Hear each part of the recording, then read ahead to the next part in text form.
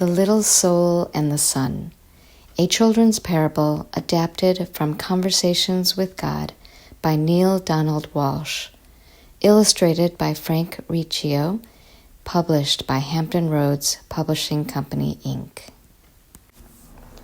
Once upon no time, there was a little soul who said to God, "I know who I am." And God said, "That's wonderful. Who are you?" And the little soul shouted, "I'm the light." God smiled a big smile. "That's right," God exclaimed. "You are the light." The little soul was so happy, for it had figured out what all the souls in the kingdom were there to figure out. "Wow," said the little soul, "this is really cool." But soon, knowing who it was not enough. The little soul felt stirrings inside, and now wanted to be who it was. And so the little soul went back to God, which is not a bad idea for all souls who want to be who they really are, and said, "Hi, God, now that I know who I am, is it okay for me to be it?" And God said, "You mean you want to be who you already are?" "Well," replied the little soul, "it's one thing to know who I am, and another thing altogether to actually be it. I want to feel what it's like to be the light." "But you already are the light," God repeated, smiling again. "Yes, but I want to see what that feels like," cried the little soul. "Well," said God with a chuckle, "I suppose I should have known. You always were the adventuresome one." Then God's expression changed. "There's only one thing." "What?" asked the little soul. "Well, there is nothing else but the light. You see, I created nothing but what you are, and so there is no easy way for you to experience yourself as who you are, since there is nothing that you are not." "Huh?" said the little soul, who was now a little confused. "Think of it this way," said God. "You are like a candle in the sun. Oh, you're there all right, along with 1,000,000 kajillion other candles who make up the sun. And the sun would not be the sun without you. Nay, it would be a sun without one of its candles, and that would not be the sun at all, for it would not shine as brightly.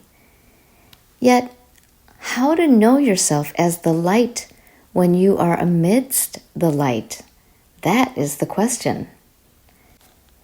"Well," the little soul perked up, "you're God. Think of something." Once more, God smiled. "I already have," God said. "Since you cannot see yourself as the light when you are in the light, we'll surround you with darkness." "What's darkness?" the little soul asked. God replied, "It is that which you are not." "Will I be afraid of the dark?" cried the little soul. "Only if you choose to be," God answered. "There is nothing, really, to be afraid of, unless you decide that there is. You see, we are making it all up. We are pretending." "Oh," said the little soul, and felt better already. Then God explained that in order to experience anything at all, the exact opposite of it will appear. "It is a great gift," God said, "because without it, you could not know what anything is like. You could not know warm without cold, up without down, fast without slow. You could not know left without right, here without there, now without then. And so," God concluded, "when you are surrounded with darkness, do not shake your fist and raise your voice and curse the darkness. Rather, be a light unto the darkness, and don't be mad about it. Then you will know who you really are, and all others will know too. Let your light so shine that everyone will know how special you are." You mean it's okay to let others see how special I am? Asked the little soul. Of course, God chuckled. It's very okay. But remember, special does not mean better. Everybody is special, each in their own way. Yet many others have forgotten that. They will see that it is okay for them to be special only when you see that it is okay for you to be special. Wow, said the little soul, dancing and skipping and laughing and jumping with joy. I can be as special as I want to be. Yes, and you can start right now, said God, who was dancing and skipping and laughing right along with the little soul. What part of special do you want to be? What part of special? The little soul repeated. I don't understand. Well, God explained, being the light is being special, and being special has a lot of parts to it. It is special to be kind. It is special to be gentle. It is special to be creative. It is special to be patient. Can you think of any other ways it is special to be? The little soul sat quietly for a moment. I can think of lots of ways to be special, the little soul then exclaimed. It is special to be helpful. It is special to be sharing. It is special to be friendly. It is special to be considerate of others. Yes, God agreed. And you can be all of those things or any part of special you wish to be at any moment. That's what it means to be the light. I know what I want to be. I know what I want to be, the little soul announced with great excitement. I want to be the part of special called forgiving. Isn't it special to be forgiving? Oh, yes, God assured the little soul. That is very special. Okay, said the little soul. That's what I want to be. I want to be forgiving. I want to experience myself as that. Good, said God. But there's one thing you should know. The little soul was becoming a bit impatient now. It always seemed as though there were some complication. What is it? The little soul sighed. There's no one to forgive. No one? The little soul could hardly believe what had been said. No one, God repeated. Everything I have made is perfect. There is not a single soul in all creation less perfect than you. Look around you. It was then that the little soul realized a large crowd had gathered. Souls had come from far and wide, from all over the kingdom, for the word had gone forth that the little soul was having this extraordinary conversation with God, and everyone wanted to hear what they were saying. Looking at the countless other souls gathered there, the little soul had to agree. None appeared less wonderful, less magnificent, or less perfect than the little soul itself. Such was the wonder of the souls gathered around, and so bright was their light, that the little soul could scarcely gaze upon them. Who, then, to forgive? Asked God. Boy, this is going to be no fun at all, grumbled the little soul. I wanted to experience myself as one who forgives. I wanted to know what that part of special felt like. And the little soul learned what it must feel like to be sad. But just then, a friendly soul stepped forward from the crowd. Not to worry, little soul, the friendly soul said. I will help you. You will? The little soul brightened. But what can you do? Why, I can give you someone to forgive. You can? Certainly, chirped the friendly soul. I can come into your next lifetime and do something for you to forgive. But why? Why would you do that? The little soul asked. You who are a being of such utter perfection, you who vibrate with such a speed that it creates a light so bright that I can hardly gaze upon you. What could cause you to want to slow down your vibration to such a speed that your bright light would become dark and dense? What could cause you, who are so light that you dance upon the stars and move throughout the kingdom with the speed of your thought, to come into my life and make yourself so heavy that you could do this bad thing? Simple, the friendly soul said. I would do it because I love you.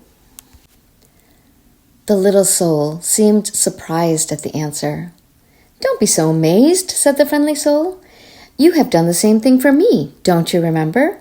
Oh, we have danced together, you and I, many times. Through the eons and across all the ages have we danced. Across all time and in many places have we played together. You just don't remember. We have both been all of it. We have been the up and the down of it, the left and the right of it. We have been the here and the there of it, the now and the then of it. We have been the male and the female, the good and the bad. We have both been the victim and the villain of it. Thus have we come together, you and I, many times before, each bringing to the other the exact and perfect opportunity to express and to experience who we really are. And so, the friendly soul explained a little further, I will come into your next lifetime and be the bad one this time. I will do something really terrible, and then you can experience yourself as the one who forgives. But what will you do? The little soul asked, just a little nervously. That will be so terrible. Oh, replied the friendly soul with a twinkle. We'll think of something. Then the friendly soul seemed to turn serious and said in a quiet voice, You are right about one thing, you know. What is that? The little soul wanted to know. I will have to slow down my vibration and become very heavy to do this not so nice thing. I will have to pretend to be something very unlike myself, and so I have but one favor to ask of you in return. Oh, anything, anything, cried the little soul, and began to dance and sing. I get to be forgiving, I get to be forgiving. Then the little soul saw that the friendly soul was remaining very quiet. What is it? The little soul asked. What can I do for you? You are such an angel to be willing to do this for me. Of course, this friendly soul is an angel, God interrupted. Everyone is. Always remember, I have sent you nothing but angels. And so the little soul wanted more than ever to grant the friendly soul's request. What can I do for you? The little soul asked again. In the moment that I strike you and smite you, the friendly soul replied, in the moment that I do the worst to you that you could possibly imagine, in that very moment. Yes, the little soul interrupted. Yes? The friendly soul became quieter still. Remember who I really am. Oh, I will, cried the little soul. I promise. I will always remember you as I see you right here, right now. Good, said the friendly soul. Because you see, I will have been pretending so hard, I will have forgotten myself. And if you do not remember me as I really am, I may not be able to remember for a very long time. And if I forget who I am, you may even forget who you are, and we will both be lost. Then we will need another soul to come along and remind us both of who we are. No, we won't, the little soul promised again. I will remember you, and I will thank you for bringing me this gift, the chance to experience myself as who I am.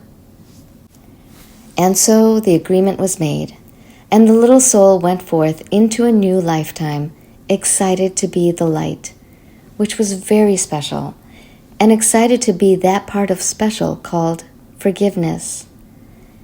And the little soul waited anxiously to be able to experience itself as forgiveness and to thank whatever other soul made it possible. And at all the moments in that new lifetime, whenever a new soul appeared on the scene, whether that new soul brought joy or sadness, and especially if it brought sadness, the little soul thought of what God had said. Always remember, God had smiled, I have sent you nothing but angels.